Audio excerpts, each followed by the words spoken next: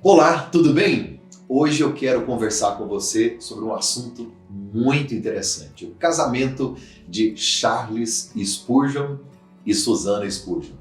Você já imaginou como era a relação destes dois, um homem e uma mulher especiais que marcaram a história de toda uma geração? Você consegue imaginar como eram os desafios deles no século XIX? Casamento, filhos, ministério, igreja, projetos sociais, tudo isso eu acho tão interessante e é o que a gente vai conversar nesse primeiro vídeo de uma série que nós faremos a respeito da vida deste grande homem de Deus que nós admiramos e respeitamos. O casamento de Charles Spurgeon e Susannah Spurgeon, onde eles se conheceram, como se conheceram, quem foi que teve a iniciativa de revelar ou mostrar aquilo que estava no coração de um para com o outro, onde se casaram, a cerimônia, os filhos e os desafios que viveram durante os seus longos anos de relacionamento aqui na Inglaterra, em especial na cidade de Londres. Vivendo juntos, trabalhando em prol do reino, vivendo por um propósito específico. Charles Spurgeon, o príncipe dos pregadores do século XIX, incendiou Londres, a Inglaterra e marcou não só a geração dele, como muitas outras gerações que vieram após esse grande homem de Deus. Interessante notar que você, ao ler e estudar a respeito do casamento deles, como eu fiz, você percebe que eram gente como a gente.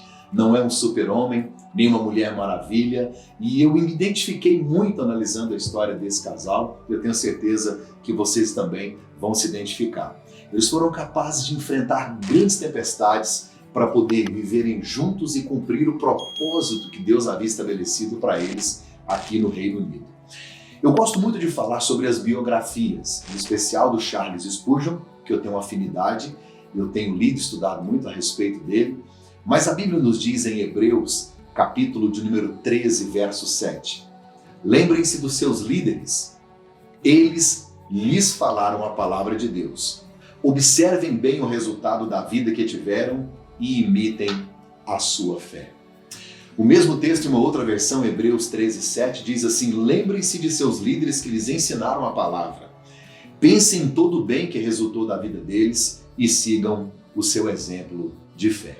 Da importância da gente estudar a história de homens tão interessantes como Charles Spurgeon, em especial do casamento deles. Como é que eles se conheceram? Imagine comigo uma manhã de domingo, dia 18 de dezembro de 1853.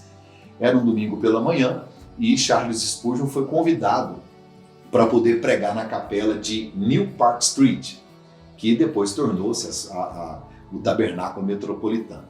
Mas ele foi convidado para esta capela para poder ministrar a palavra num domingo de manhã e no domingo à tarde. E nesse dia ele ministrou aos seus 19 anos de idade. E ele estava ali para ser avaliado como um possível pastor daquela congregação. E nesse domingo de manhã, Susannah não estava na igreja. Ela não foi ao culto. Mas os seus amigos foram e quando eles chegaram em casa, eles disseram: Susannah, você precisa conhecer Spurgeon, 19 anos, simpático e prega muito. Interessante que aquela manhã não tinha tanta gente na igreja. Era 18 de dezembro de 1853, a igreja estava quase que vazia.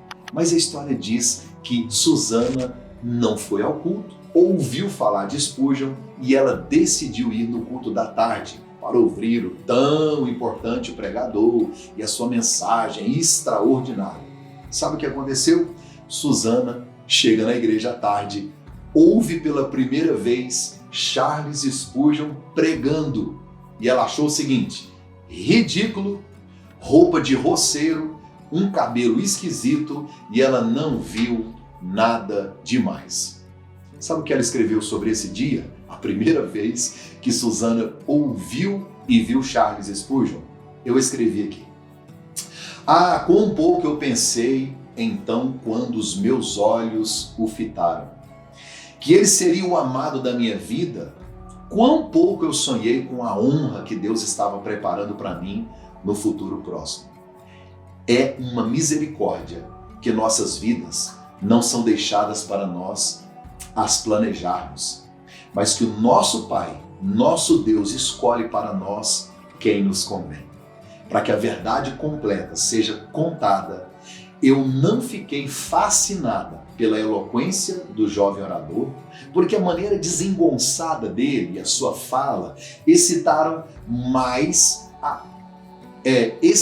mais pesar que reverência.